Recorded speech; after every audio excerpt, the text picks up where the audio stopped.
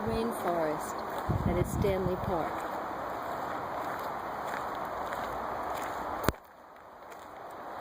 We're walking on South Creek Trail, going from Beaver Lake to the Lost Lagoon.